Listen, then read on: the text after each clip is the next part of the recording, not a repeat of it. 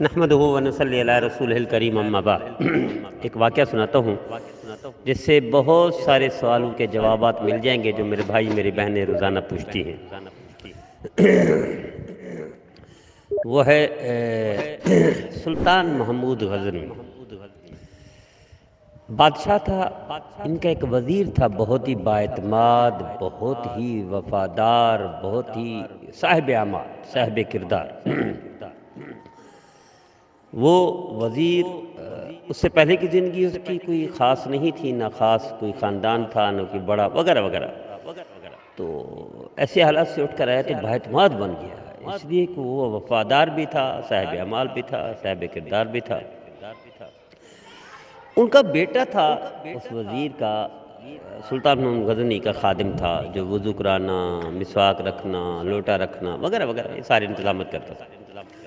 تو سلطان اس کو نام سے پکارتے تھے۔ ایک دن ایسا ہوا تو سلطان محمود غزنوی نے کہا وہ ایاز کے بیٹے، چونکہ ایاز اس خادم کا والد تھا جو کہ وزیر تھا، بااعتماد تھا، صاحب اعمال، صاحب کردار، نیک آدمی تھا، بہت اچھا وفادار، وزیروں میں سے سب سے بڑھیا تھا۔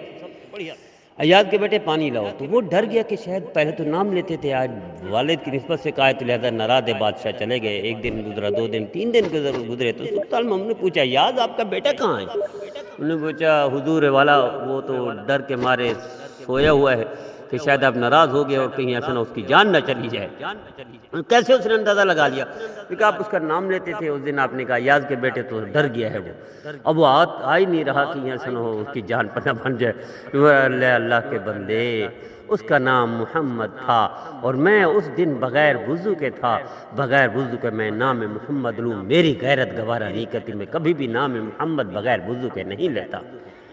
یہ ہے وہ بادشاہ کا رتبہ جس کو اللہ نے، دیکھو بڑے بڑے سلاطین بادشاہ ہیں، اتنی مقبولیت شہرت کسی کو نہیں ملی جتنا سلطان محمود غزنوی کو ملی۔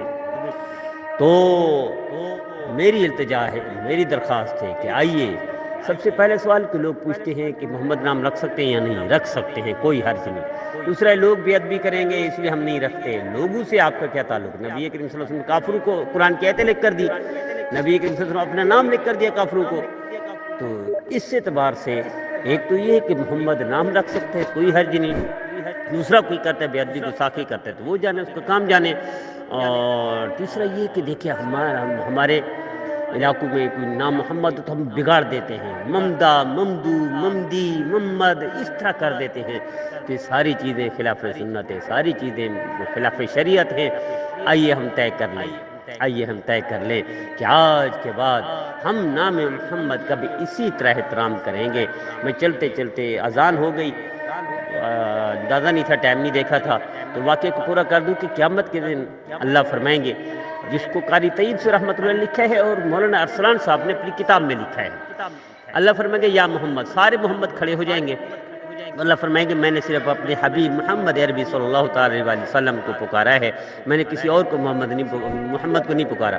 تو سارے محمد بیک زبان کہیں گے یا اللہ ہمیں کیا خبر تھی کہ آپ نے کس محمد کو پکارا، ہمارا نام بھی محمد تھا اس لیے آپ نے فرمایا یا محمد، تو ہم سارے کھڑے ہو گئے بیک زبان۔ اللہ فرمائیں گے ٹھیک ہے، اگر تمہارا نام بھی محمد ہے تو میرے محمد کے ساتھ جنت چلے جاؤ۔ یہ محمد نام رکھنے کی نسبت کی وجہ سے اللہ معاف کر دیں گے۔ اصل اعمال ہے، اصل کردار ہے، اصل اتباع ہے، اصل فرما برداری ہے، لیکن نام کی برکت دیکھ لیجئے۔ مولانا ارسلان صاحب نے یہ واقعہ لکھا، ایک اور لکھا کہ جس نے بھی اپنے بیٹے کا نام محمد یا احمد رکھا اللہ ان والدین کو بھی معاف کر دیں گے۔ یقیناً یہ روایتیں اس درجے کی نہیں ہیں کہ بہت زیادہ جیسے بخاری کی روایت ہو یا مسلم کی روایت ہو، لیکن انہوں نے یہ روایتیں لکھی ہیں۔ اب ہم زیادہ تحقیق میں نہیں جانا تھا، ہمارے لیے نام محمد کافی ہے، ہمارے لیے میرے نبی کا نام احمد وہ بھی کافی ہے، اوپر احمد ہے نیچے محمد ہے، دونوں نام میرے نبی کے ہیں اور پیارے ہیں، دونوں نام اللہ کو محبوب ہے، چونکہ میرے نبی کا نام اللہ کو سب سے زیادہ پسند ہے، سب سے زیادہ محبوب ہے۔ اس لیے حضرت آدم علیہ السلام نے اپنے بیٹے شیس علیہ السلام کو نصیحت کی کہ آپ کو ایک نام بتا تو اس نام کی نسبت سے جو دعا کرو گے اللہ قبول کرے گا، جو فرمائش کرو گے اللہ پوری کرے گا، جو تمنا کرو گے اللہ مکمل کرے گا، جو مقصد ہوگا اللہ پورا کرے گا۔ تو آئیے ہم طے کر لیں کہ ہم نام محمد کا احترام بھی کریں اور اپنے بچوں کا نام بھی رکھ سکتے ہیں۔ تو دوسروں کو بگاڑتے ہیں تو بگاڑے، ہمارا اس سے کوئی تعلق نہیں. ہم ادب کریں، ہم احترام کریں، دنیا بھی بن جائے گی، آخرت بھی بن جائے گی. اللہ میرے بھائیوں کو، میری بہنوں کو 100% ہماری ہر بات پر عمل کرنے اور کرانے کی توفیق عطا فرمائے. ہم نے ٹارگٹ رکھا ہے 25,000 بھائی روزانہ اس کو آگے شیئر کریں گے، روزانہ آگے پھیلائیں گے. روزانہ وہ یوٹیوب پر بھی پیر مفتی اختر حسین ہیں، فیس بک پر بھی پیر مفتی اختر حسین ہیں، اور واٹس ایپ وہ ہیں گروپ ہیں، وہ بھی پیر مفتی اختر حسین. تو میری التجا ہے بھائیوں سے، بہنوں سے، اس کو آگے شیئر کریں. خالص اصلاح، خالص تربیت، خالص اچھائی، خالص بھلائی، خالص خیر کا یہ باعث ہے کہ